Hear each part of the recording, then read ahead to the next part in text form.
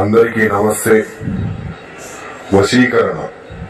ఈ వశీకరణ ప్రయోగం ఎవరి మీద ఉపయోగిస్తారు అంటే భార్యాభర్తలు విడిపోయినప్పుడు, అలాగే ప్రేమికులు విడిపోయినప్పుడు, అలాగే మీ శత్రువులు మిమ్మల్ని బాధ పెట్టినప్పుడు, అలాగే మీరు కోరుకున్న వ్యక్తి, మీరు కోరుకున్న వారిని ఎవరినైనా సరే మీ చెప్పు చేతుల్లో ఉంచుకోవడానికి, అలాగే మీరు చెప్పింది వినేటట్టుగా చేసుకోవచ్చు.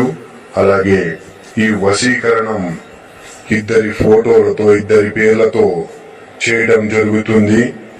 అలాగే మీ ఇంట్లో పిల్లలతో సమస్యలున్నా, అత్తామామలతో సమస్యలున్నా, మీకు ఎటువంటి సమస్యలున్నా కానీ పరిష్కారం అనేది తప్పకుండా లభిస్తుంది. అలాగే మీరు గనుక మా ఛానల్ని మొదటిసారిగా చూస్తున్నట్లయితే లైక్ చేయండి.